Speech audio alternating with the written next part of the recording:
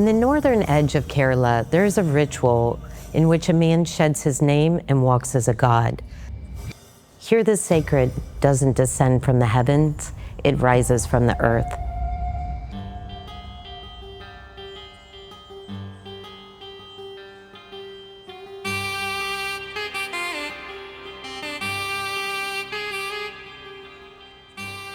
ഉത്തര മലബാറിലാണ് തെയ്യം എന്ന ഒരു കലാരൂപം, പ്രത്യേകിച്ച് ഒരു അനുഷ്ഠാന കല എന്ന നിലയിലുള്ള തെയ്യങ്ങൾ വരുന്നത്.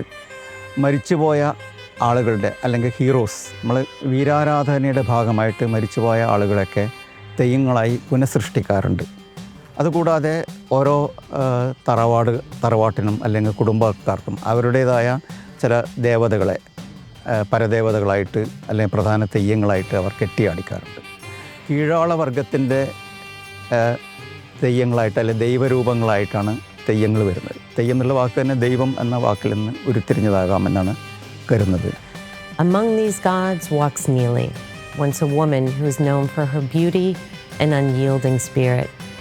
But in a caste-ridden patriarchal world, they were not gifts, they were threats. And threats the powerful do not tolerate. ഇവിടെ നീലിയാർ കൊട്ടം എന്ന് പറയുന്നത് ഏറ്റവും കൂടുതലായിട്ട് നീലിയാർ ഭഗവതിയെ ആരാധിക്കുന്നതിൻ്റെ ഭാഗമായിട്ട്, ആ നീലിയാർ ഭഗവതി യഥാർത്ഥത്തിൽ നമ്മുടെ ഒരു ഐതിഹ്യവുമായിട്ട്, അതായത് ഒരു അധസ്ഥിത വർഗത്തിലൊരു സ്ത്രീയെ മായി ഉള്ള ഒരു നാടുവാഴി ആ സ്ത്രീയെ മോഹിക്കുകയും അങ്ങനെ ആ സ്ത്രീയെ ഒരുപക്ഷെ പിഴപ്പിക്കുകയും ചെയ്തു എന്നുള്ളതിൻ്റെ അടിസ്ഥാനത്തിൽ അവർ ആ സ്ത്രീയുടെ മേലെ മറ്റ് ഒരുപാട് കുറ്റങ്ങൾ ആരോപിക്കുകയും ആ ആരോപിക്കപ്പെട്ട നീലി എന്ന സ്ത്രീയെ അവരുടെ അച്ഛനെ കൊണ്ട് തന്നെ വധിക്കാൻ തീരുമാനിക്കുകയും ചെയ്ത നാടുവാഴിയുടെ കഥയൊക്കെയാണ് ഇതുമായി ബന്ധപ്പെട്ടുള്ള പുരാവൃത്തമായിട്ട് പറയാറുള്ളത്.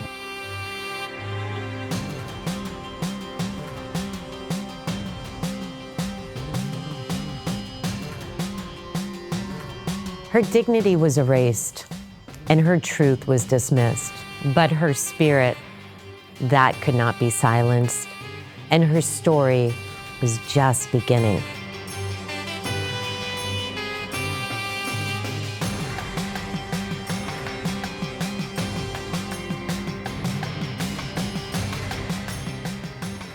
അന്ധമായി നിന്നാരൻ തന്നോട് ദേവി ബ്രഹ്മമായിട്ട് നാം അതിൽ ബ്രഹ്മമായി നിന്ന്. അപ്പോൾ ഇവൾ ആരാന്ന് ഇതുവരെ പിടുത്തം കിട്ടിയില്ല. അങ്ങനെ ഭൂമിക്ക് ആധാര ജഗത്തിന് മൂലവിത്ത്, ആധാരം എന്ന് പറഞ്ഞാൽ ഈ ആധാരത്തിന് ഈ ഭൂമിക്ക് മൂലവിത്ത് എന്ന് പറയുന്നത്. ഭൂമിക്ക് കീഴെ നടകൊണ്ടതും ഞാൻ ചോദിച്ച ഭൂമി, അപ്പോൾ ഭൂമി ദേവിയല്ലേ, അപ്പോൾ ആരാന്ന് ഇവളെന്ന് ഇതുവരെ വൃത്തം കിട്ടിയില്ല. After her death, Neeli didn't disappear. She returned as a fierce spirit, a rakshasa, a force of pain, anger, and everything she was denied. But even in fury, Neeli asked for peace. പിന്നെ നമ്മളിപ്പം ഒരു പെറ്റമ്മേനെ കണ്ട ഓർമ്മയില്ല എനിക്ക്. എൻ്റെ അമ്മയായിട്ട് ഞാൻ ഇനിയെ സങ്കല്പിക്കുന്നത്. അപ്പോൾ ഇവിടെ നിന്ന് ആളെ ഇറത്തു, ആനയെ ഇറത്തു, ആടറുത്തു, കോഴി ഇറത്തു. അപ്പോൾ അങ്ങനെ ഇങ്ങനെ സംഭവം ഉണ്ടെന്ന് കേട്ടിട്ട് ഏറ്റവും വലിയ മന്ത്രവാദി ആണ് കാളകാട്ട് തന്ത്രി. ആ മാന്ത്രികം പേർത്തി കുളത്തിലൊരു സുന്ദരിയായൊരു സ്ത്രീനെ കണ്ടു, താളി വേണ്ടതെന്ന് ചോദിച്ചു. അപ്പോൾ അമ്മ തന്നത് അമൃത് എന്നിട്ട് ഇയാൾ കുടിക്കുകയോ ഇത് കാളകാട്ട് തന്ത്രി.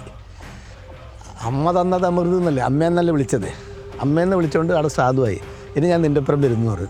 She asked for a resting place, a forest where even the predator and the prey lived without fear, a world that never existed for her. അപ്പോൾ ആ സമയത്ത് ഇവർ ആവശ്യപ്പെടുന്നത് നരിയും പശുവും ഒന്നിച്ച് മേയുന്ന, അതായത് പ്രിഡേറ്റർ ബന്ധം നിലനിൽക്കുന്ന, നമ്മളൊരു കാടിൻ്റെ ആരോഗ്യം എന്ന് പറയുന്നത് ഇരയും ഇരപിടിയന്മാരും തമ്മിലുള്ള ബന്ധമാണ്. എല്ലാ കാടുകളിലും അല്ലെങ്കിൽ എല്ലാ ജൈവസമ്പന്നമായ ആവാസ വ്യവസ്ഥകളിലും ആ ആവാസ വ്യവസ്ഥ ആരോഗ്യത്തോടു കൂടി നിലനിൽക്കുന്നത് പ്രിഡേറ്റർ ബന്ധം നിലനിൽക്കുന്നുണ്ട്. ഇരയും ഇരപിടിയന്മാരും തമ്മിലുള്ള ബന്ധം ഒരുപക്ഷെ നമ്മുടെ ഭൂമിയിലെ ജീവൻ നിലനിർത്തുന്നതിലും ഈ ഒരു ബന്ധമാണ് നിലനിൽക്കുന്നത്. അപ്പോൾ അങ്ങനെ ഒരു പ്രാധാന്യം കൂടി ഈ ഒരു കാവിന് ഉള്ളതായിട്ട് പറയാൻ പറ്റും. Neeli was branded, accused, shamed, condemned long before her first breath. But even in death, her truth could not be buried. Her name was erased from the records but carved deep into memory. And the people who once turned away now bowed before her. Theyyam ദൈവമാവണമെങ്കിൽ അവനവൻ്റെ കൃത്യനിഷ്ഠയും അപ്രധാനുഷ്ഠാനം ഭക്തി ധൈര്യം എല്ലാം വേണം. ഇപ്പോൾ കൊടുങ്കാറ്റടിക്കുന്നുണ്ട്, ഇന്ന് ഗീത എന്ന് പറയാൻ പറ്റുവാണ്.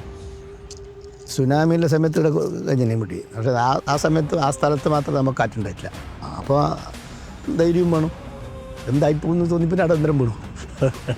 അങ്ങനെ ചില കാര്യങ്ങളുണ്ട് ഇതിൻ്റെ ഉള്ളിൽ. തെയ്യത്തിൻ്റെ ഒരു കാലത്ത് പരാജയപ്പെടാൻ പോകുന്നില്ല.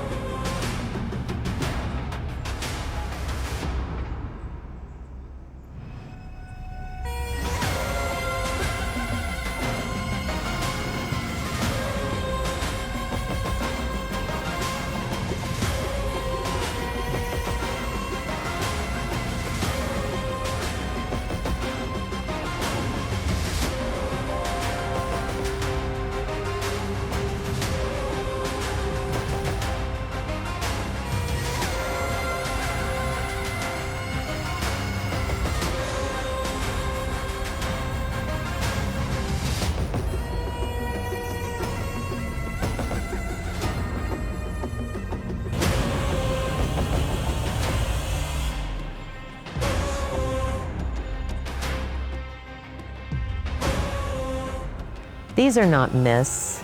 They are wounds which are kept open so we never forget. They are stories from the edges of the oppressed who were denied history, and so they return as gods. Because gods are not always born, sometimes they are made from what the world tried to break.